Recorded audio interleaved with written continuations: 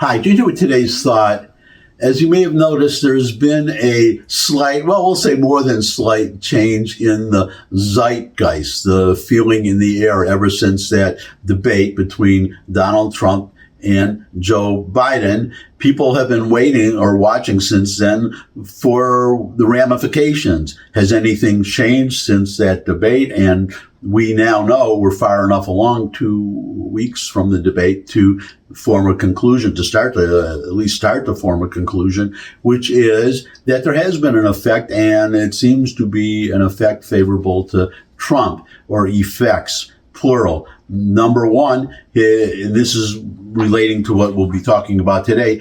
His poll numbers have gone up. Now, he was leading Biden before the debate nationally, but it was by a small amount. Now that gap has widened since the debate.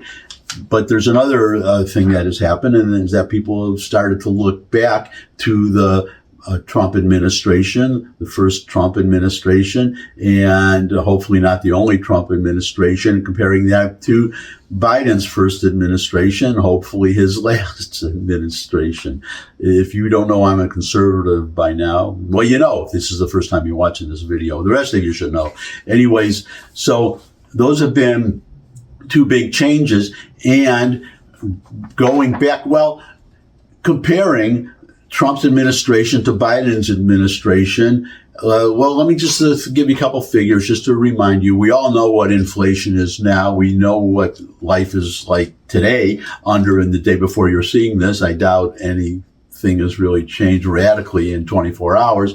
So I'll assume it's the same as you're watching this video as it is now, as I'm recording this, which is that inflation is higher. We've been flooded. The country's been flooded with millions of I don't know how many millions of unlawful aliens, and yada, yada, yada. I'm not going to go down the whole list right now, but I will just remind everybody, or inform those of you who don't know, that when Trump left office, the economy was growing 6%. Oh, well, that's another, I'll throw this in, because we had this big excitement from the Biden administration, the latest employment numbers that we created, that 200,000 something jobs were created, about 200,000, 202, 205, something like that. But when you look into the figures, economists, first of all, these figures, for practically since the whole time that Biden has been president, these figures have been revised downward every month. But here's the big thing, is that all those jobs went to non-Native Americans. They gained millions of jobs, and Native Americans, they have lost 900 something thousand jobs since Biden has been president. So they're wondering why they're citing all these great economic figures, and and another figure, that there's been a decrease in full-time jobs and a increase in part-time jobs. So you're talking about people can only find part-time work, and a lot of those people are people who have full-time jobs, who can't make ends meet and have to take part-time jobs. So you have the administration and talking heads on TV, the pro-Democrat talking heads on TV, which is most of the talking heads on TV, saying why don't the American people, the voters, realize how great the economy is? It's because for them it's not. And who cares about these figures that you're citing? Who cares if their jobs are being created, if Native Americans are not getting those jobs, plus their tax dollars going?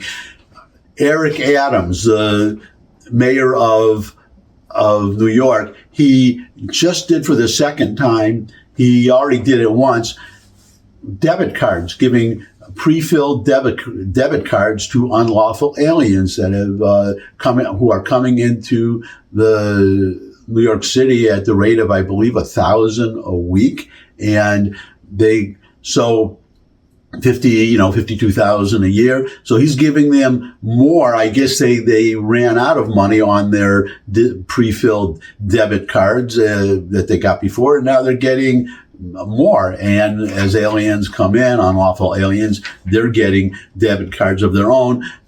courtesy of the New York City taxpayer. So there's a Democratic councilman who's now complaining about that. So this gravy train and it has got to stop, because that is one thing that is attracting all these unlawful aliens. Number one, to come into the country, and number two, to want to go to New York to get a pre-filled debit card. So that's life under the Biden administration. You compare that to the Trump administration when we left office. Well, first of all, we didn't have all these aliens, unlawful aliens flooding the country, number one. The economy was growing 6%. Inflation was 1.4%, well below the Fed's target of 2%, which it should be 0 in my opinion, but that's just me. That's a subject for another day. And gas was, in my area, just outside of Memphis, gas was $1.86 a gallon, and actually $1.76 for me, because I shop at Kroger's. They have their own gas pumps, and I get a 10 cents a gallon discount for shopping at Kroger. So for me, $1.76, and boy, those were the good old days. I hope those days come back, and there's a good chance they will if Trump wins. But people have been comparing the Trump administration to the Biden administration. And so we now have this headline: Trump's presidency viewed more favorably than Biden's, post-debate poll finds. More registered voters believe former President Donald Trump would do a better job than President Joe Biden tackling two of the top issues of the 2024 campaign, the economy and immigration, according to an exclusive poll by USA Today, Suffolk University, taken after Biden's disastrous debate with Trump. The poll also found voters view Trump, the presumptive Republican nominee, more capable of handling national security issues and dealing with China. Biden received higher marks than Trump on just 2 of the 6 key issues surveyed: handling race relations and health care. And here comes the good part if you're a Trump supporter. Perhaps most troubling for Biden, 51% of respondents said they now approve of Trump's job performance when he was president from 2017 to 2021, compared to 41% who said they approve of Biden's current job performance. And there you have it, a number that surprised even me, actually. Trump is now over 50% approval for his performance during his first administration, the first of what I hope will be 2 administrations. And that's my thought for today. Thanks for stopping by. If you have any comments, they're welcome. There's a comment section below the video. If you could subscribe, that would really be great. Share this video with anyone you think would benefit from it. But most of all, come back and see me again. I would love to see all of you again. And until I do see all of you again, bye.